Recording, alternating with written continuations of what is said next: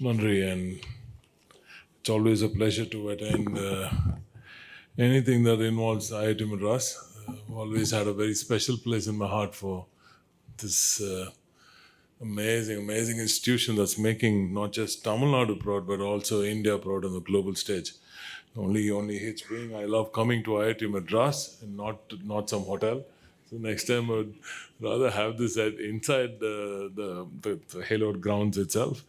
But of course, I'm sure you feel this is a different setting would probably help you in different ways. Anyway, so first of all, as Professor Kamakoti said, அவர் கூப்பிட்டா அவர் எந்த நேரத்தில் அழைச்சாலும் உடனே அந்த இடத்துல ஆஜராகிறது தான் என்னோட வேலையை இருந்து வருகிறது. So I'm always happy to be here when the professor calls, I'm there. So respected professor, it's always a pleasure to be here. And through Mohammed Safiullah, our very own director at MAITI, Sri Deepak Goyalji, the scientist G, and group coordinator Cyber Laws MAITI, Yoichi Lida-san, Japan co-chair, Safe and Trusted AI, and then Professor B. Ravindran, professor at IIT Madras, and my dear folks from Guidance Tamil Nadu and leaders from industry, global experts, and members of the AI community, ladies and gentlemen, vanakkam. Well, I've been given 5 minutes extra. All these gentlemen chose to speak lightly, so they haven't done justice, sir. Next time கூடும்போது எல்லாரும் 5 நிமிஷம் டெஃபினட்டாக பேசணும்னு சொல்லிடுங்க. ரொம்ப அவங்க இப்போ because whenever there's one politician is on stage, the rest of them think that எப்படி இருந்தாலும் this fellow will take more time, so might as well finish early.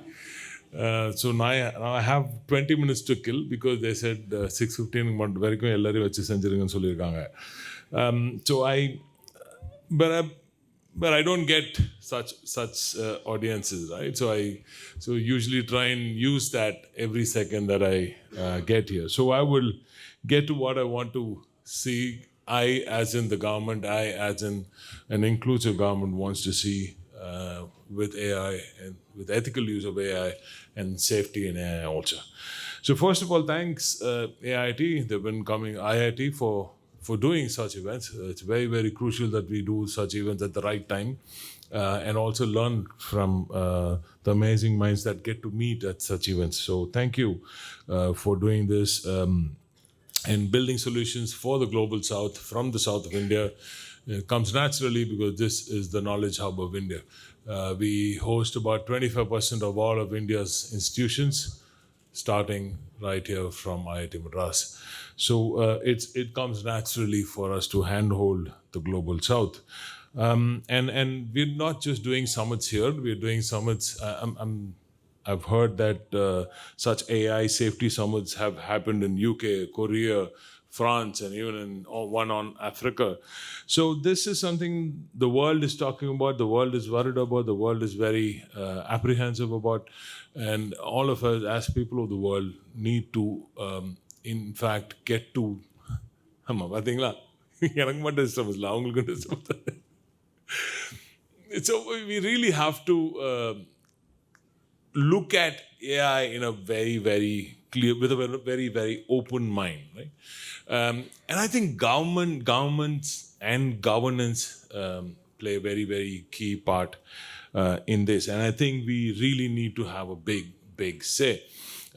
Just like babies growing up and parents holding hands, I think good policy intervention, well thought out policy intervention, when well discussed policy intervention is very, very important for us as people of the world to have good AI inputs in the future. So I'm sure this conclave and the working group here is going to give really good framework at the India AI Impact Summit that's going to happen in Delhi. Is it in Delhi? It's in Delhi, yes. So everything is in Delhi. So everything happens in Delhi. That's a point that we have a problem with. I think when you're going to handhold the South, why not in Chen.ai? Huh? Why not in Bengaluru? Huh? We have AI inbuilt in Chennai, Chen.ai. So why not in Chennai? But anyway, at least the working group is here. But and I'm sure this working group is going to add super value, amazing value to the rest of to the main summit when it happens. So Tamil Nadu's vision is to become India's AI hub, and this government under Thiru M.K. Stalin Avargal, the Honourable Chief Minister of this Dravidian model government, is very, very keenly focusing on and listening and looking at and learning from the world and looking at the direction that AI is going in. And we really want to work on an AI, ethical AI and policy, which was actually rolled out a few years back. It was very nascent then, so it needs a lot of stitching together to do. And I think we're going to add more value to it. And as I speak, I know that my beloved Anna PTR Avargal is also adding value to it via the IT ministry. And I'm sure something is going to come up on those lines. But when, as far as this government is concerned, I think for us, democratized AI is key. Right? This is a very inclusive government. We believe in distributed growth all over Tamil Nadu. And we also believe in inclusive growth. Right? So AI needs to become more democratized. So I believe every single person needs to be able to access AI as easily as anybody else. So that is our core request. Now, Professor Kamakoti also spoke about the need for AI in school and how we're going to help students learn via AI, right? Now, that is both an exciting thing and a very terrifying thing for us when it comes to governance, right? AI, in a way, we're not playing God, but in a way, taking a jump into the darkness without knowing what's going to come up. Are we taking that plunge too early?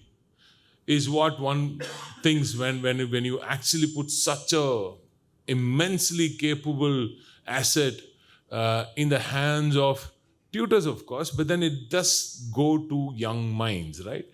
How do young minds take this amazing power and utilize it properly? How do you think they're going to utilize? We've already put smartphones into the hands of young minds, and now we are trying to get it back from them. Right?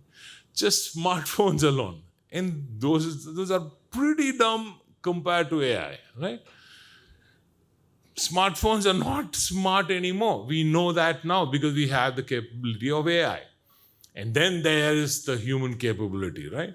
So, how do you think it's easy? How do you think it's right for us to put such a immensely potent power in the hands of young minds or in the hands of people who might impart that to young minds without any proper mentoring for themselves? So it's a very, very tricky scenario and very, very difficult for us to actually get this going. But I'm thankful to IIT for actually democratizing this by way of giving us something like Sarvam, which is coming up with the Tamil LLM. So the Tamil LLM is a fantastic first step for us as government, right? As people of Tamil Nadu, it's a fantastic first step. And I'm extremely happy that in the Bhashani the series, Tamil is probably will be the first one. Yeah. So it's heartening to see that Tamil is getting that input, that door opened by way of what Sarvam is doing. And I had a very good discussion with Sarvam this afternoon, and I'm quite excited about what is possible when the government engages with such bright minds. So as I said, I'll just quickly tell you what I just jotted down a few points that I would love to see happen, or this is what we have in mind. So as I said first, I think AI must empower and not exclude. This is how this government is, and this is how a democratic state must think. I think technology only becomes completely powerful and ethical when it benefits every single person. Right? If there is exclusion at some point because of the inability to connect to this amazing power, then I think all of us have failed. Right? So I personally feel, and I think all of us here, most of us here, will definitely be very passionate about reaching that last person who needs to be reached. And this is what the Dravidian model of inclusive governance is all about. It's about reaching that last person with every single enabler that a government should have. So that is one.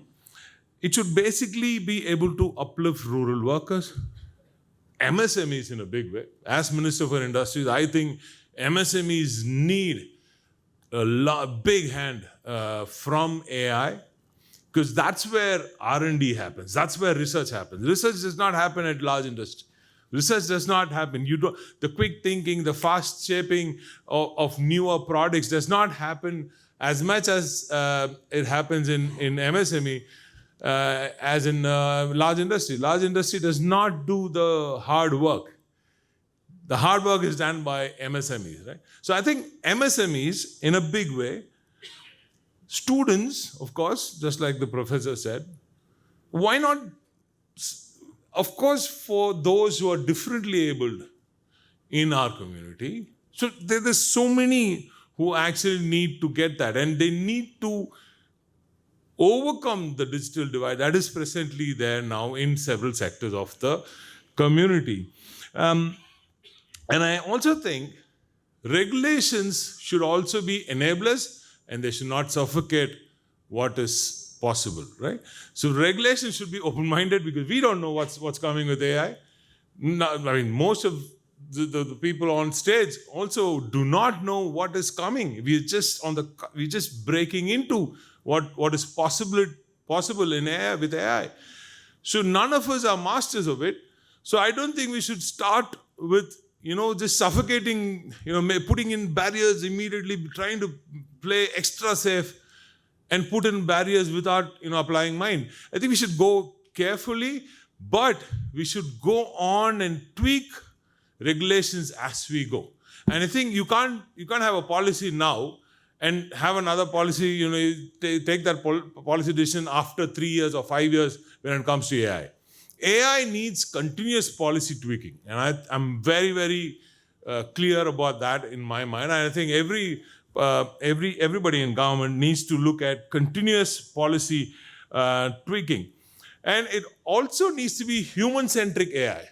When it comes to a developing nation like India or anywhere else in the world, it needs to be human-centric and not algorithm-centric.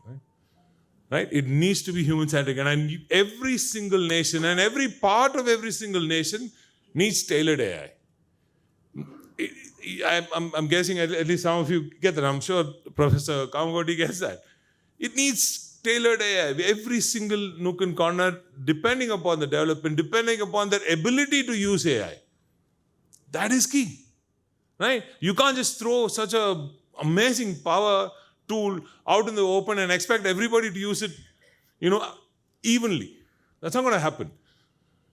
And everybody to use it knowing what it is capable of, right?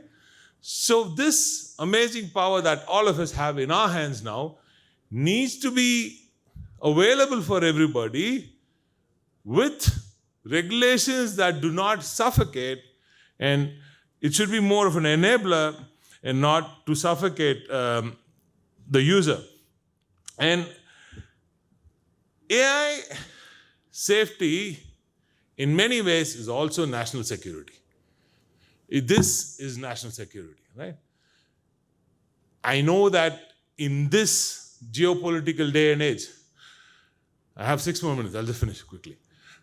In this day and age, in this geopolitical scenario, AI is definitely national security, and that is why data sovereignty is key. While this afternoon I discussed about it, while Meta and others have hundreds of thousands of GPUs, we as a nation, I am told, have 35,000 and 20,000 is only available. 15K is unutilized. Right? Where are we as a nation? And why are we computing? Why are we exporting data? Why are we only importing data? We are importers of tokens. Why? Why are we giving everything to somebody else and expecting them to, give back, be the givers? We have the capability to create. We here in IIT has the capability to do anything in the world that any other institution in the world can do it. But where we're lacking, I personally feel the input needs to be more help from the union. There's no politics in this. I've been saying this continuously, but the union governments needs to increase its funding on R&D. And R&D needs to be democratized. It's very, very important. And I keep repeating this statement. The union government and other governments also, including the state, should be saying and shouting from the roofs, saying, amazing academicians, the talent out there, do not fear to fail. Right? They should say, we are your safety net. We are here to protect you. We know you can do it.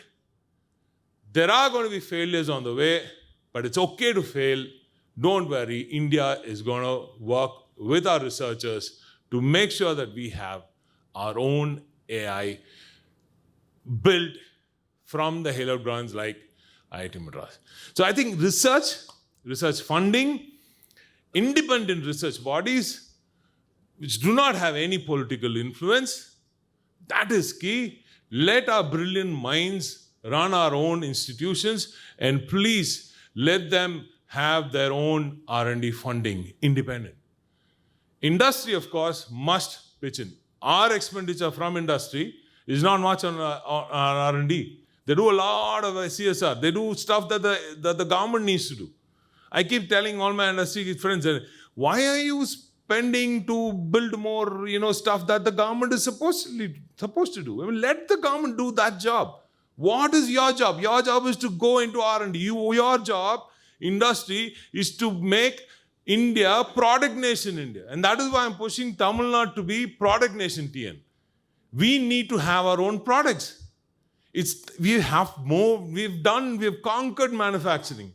We've conquered services. We are the champs when it comes to SaaS. We are the champs when it comes to fintech. We can manufacture anything under the sun. Tamil Nadu can do this.